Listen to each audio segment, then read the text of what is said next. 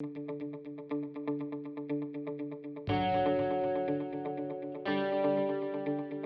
morning, my name is Chris Fox, and today we're talking about how to get subscribers for your mailing list.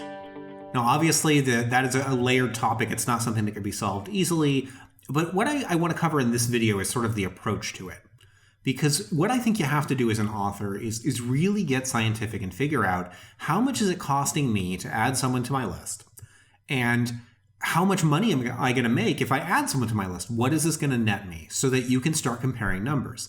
If you're spending, let's say, $1.10 to add somebody to your list, and adding somebody to your list is netting you $16 in sales because they buy their way through a long series, that's worth it. But if it's costing you $3 to get somebody onto your list, and only a fraction of the people are actually buying the book, and you're losing money, that's not good. It isn't. And so what you're going to see in the next section is a spreadsheet that a gentleman by the name of Michael, how do you pronounce your last name? You know what? It says Christ. I'm not going to say Christ. It says Christ. Anyway, so Michael created this spreadsheet for me, and I've been modifying it as well. And Michael's working with me to get this Facebook campaign going so that we can get signups specifically for my Void Race Saga. That's the test pilot. So we're going to try this, and in next week's video or a future video for the mailing list series, I will show you the results. We're just going to kind of take a look at the campaign right here, where I'm going to show you sort of what factors are going into it. And what I'll be doing is running a bunch of different ads with different artwork and different copy, all of which are designed to point them in a landing page that you're going to see in the next segment. And we're going to try and get them to sign up to the list. And then I'm going to measure to see what percentage of people are actually engaging, and among them, who is actually purchasing. So if I have 1,000 clicks, how many of them ultimately buy a book from me? I know what my read-through percentages are, so I know that if they buy a book, I can calculate how much money I'm going to make. So really what I have to answer is, how many do I have to show with this ad to get them to sign up? And the more optimized I can make that, the cheaper it's going to be for me. Anyway, without further ado, let's jump into the next segment of the video. We'll take a look at my screen, and you can see what it is I'm working on. And we're going to go over a couple of the autoresponders that I'm working on in the series. So I'll kind of walk you through the whole process of, someone sees a Facebook ad and they click it, and this is what their experience is going to be. Before we get there, so I guess not without further ado, before we get there, I'm not actually showing the ads themselves. I'm very leery of doing that. I've had really, really bad results where every time I've shown any sort of ad on this channel, the CPC has literally doubled or tripled in some cases within a couple of days. So people watch the video, they mimic what I've done on the ad, and my ad gets destroyed. So I'm not going to show you the actual Facebook ad. Mark Dawson has a wonderful, wonderful course on ads if you are curious. There are also some books out there that are worth reading. Michael Cooper has a wonderful book on it, which I will list in the comments. But in any case, now we'll jump into the next segment, and I'll show you exactly what I'm doing. Okay, so we are looking at my screen, as you can see. And this is the spreadsheet that Michael put together for me. And I've modified it a little bit, and I'm going to keep adding some more to it. Basically, what we're looking at is kind of a working model. And so this model is not necessarily accurate in any way, but it's designed to tell us, if we dump a certain fixed amount of money into ad spend for advertising, how much profit are we going to be able to crank out? And how we're figuring that out is, what's the conversion rate? So if I have 1,000 clicks, how many sales is that actually resulting in? And 4% is a conservative estimate that we're leading with initially. It could be higher, it could be lower, but until we actually run some ads for a while, we won't know. And so this is the initial model. I will modify this as we gather more data. We're going to keep running this. We'll see what our conversion number is. I'll plug in the real conversion, and my model will get that much more accurate, and we'll keep making changes. One of the other problems is, this is the purchase price of the book, as you can see here. So when you total up the profit, the series revenue, that's assuming that somebody bought their way through the series, but it doesn't take into account Kindle Unlimited. And so what I need to do is create a second row that gives the profit if somebody reads the book in Kindle Unlimited, and then apply a percentage so that it correctly calculates the revenue based on, I have X percentage of people doing Kindle Unlimited versus sales. So there are some more things to do to get this to work correctly. Now that all that stuff's out of the way, though, let's explain, kind of what the sheet is doing. So right now we've got a 60% read-through rate on the series. I'm lowballing that. It's actually closer to 80%, but I like being as fiscally conservative as I can in that regard. And then, the conversion rate I'm hoping is actually higher too, like, maybe 5% or 6%. So the numbers are low. But assuming that the numbers are where they are, and I happen to just magically guess the right numbers that are going to happen when I start advertising this, I earn $14.25 when somebody reads their way through the series. If I were to invest $400 and my average cost per click were 40 cents, I would lose $53.20. So I'd actually lose money if my CPC is too high. But if I can find a way to get that down to 30, now I'm making 50 bucks. And traditionally, for the record, for those that are curious, my average CPC is generally around 30.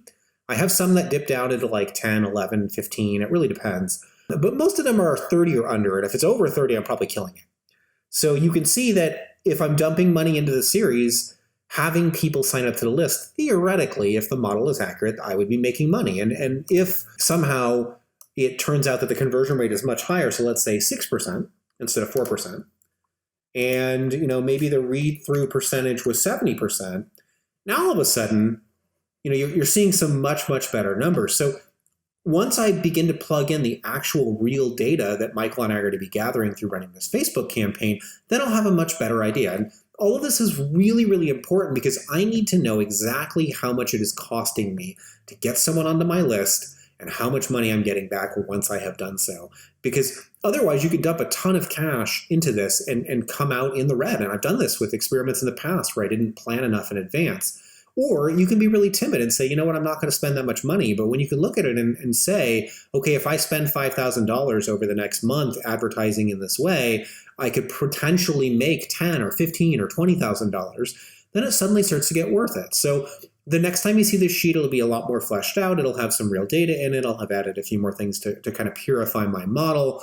But I start with this. And it's because before I run this campaign, I need to know that there's a reason to run it and that it's actually going to work out in my favor. And if I start running it and the numbers don't add up and I find out that maybe conversion is down near 1 or 2%, or the read-through rate is not quite what I thought it is, then I'd have to modify it and maybe I'll kill that campaign. But for this experiment, I wanted to have some idea before I started of what we were looking at. And so Michael and I have cooked this up.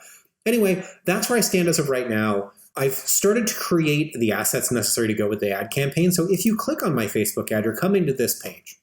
And you'll notice that it looks almost identical to the page that we showed you last week. That was the one that gave away all 3 of my books. But this one is targeted just towards military science fiction. You don't see any dragons. You don't see, the first arc. There's no pyramids. There's no werewolves. I'm trying to narrow down who I'm aiming this for and really kind of niche down to that military science fiction reader. And that's the audience that we're going to be aiming at. Assuming somebody signs up to this, it actually puts them on the very same fiction list that they would get on otherwise. And these are the emails that I've built. So the first one that's going to get sent to them is going to say, here's your complimentary books. It's just a quick explanation of who I am, why they're receiving it, and what they're receiving. Notice, though, that despite having a My Books Here link that's very small, there's nothing anywhere asking them to buy anything. It's just, here's some free stuff. First email is all about them. I am giving them stuff. And I mention in a couple of days, I'm going to check in with you. And so right now that's 3 days. I may play around with this and change it to 2 or even just 24 hours until I dial in the first, perfect amount of time between that first and second email. But the second email is where I actually am trying to get them to do something. Like, will you buy something? And so you can see at the top of it, I've got Destroyer on one side, I've got Tech Mage on the other. These are my 2 series starters that I think military science fiction fans are going to be most interested in. But what I'm asking them is not, hey, buy my books. It's, were you able to download the free books that I gave you? And I give them links again in case they need to re-download them or they had any problems. They can click reply and talk to me about it if they want to. And then I launch into a description of what the series are about. So here's just a quick paragraph with links to the series. And then finally, I give them the map of the Magitech Chronicles. And I did this because the response amongst the type of people who read my fiction is phenomenal when they're showing this map. They seem to love it. And so I figure adding this as extra value in the email, it does get some more eyes, and it is more likely to get them to check out that Magitech Chronicles website, which is a win for me.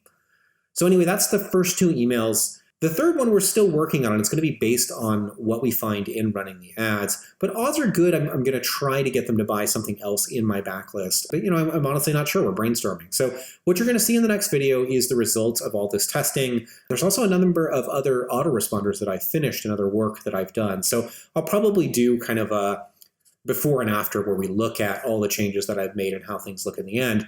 But for this video, I wanted to talk again about how you are finding those audiences. And you want to make sure that your pieces are in place first. Can you do this profitably? What is your sell through? And then again, going back to the spreadsheet, if you only have one book in your series, does it really make sense to try to advertise to get readers right now? Or, should you perhaps only run a single $5 a day ad on maybe AMS and try to get a little trickle of sales to it while you work on the next book? Because you can see the longer your series is, the more profitable it gets. You get up to that 10, 12 books, and all of a sudden you are cranking in a lot more money. So that does help a lot. Now, in crafting audiences, that's something that I'll probably go into in a separate video. I've done one for Right to Market, but I can do another one if you guys need me to, that will explain specifically how to dial into audiences. But hopefully this video is useful in what I've shown you, and it's given you something to think about, that you're at least wondering what your read-through is and wondering kind of whether or not this would be profitable before you start throwing money at it and just seeing what happens. Like we learned last week, you definitely want to come in with a plan. Anyway, this video is a little bit rambly. Hopefully it is still useful. I would love to hear in the comments what questions you still have, as I am cooking up a Q&A for you guys. Anyway, I need to get back to the writing. Wormage came out and is doing phenomenally well, but I am already at work on Crocs Rises, and I want to get book 5 of the Magic Tech Chronicles out as soon as possible. So I will see you guys next week.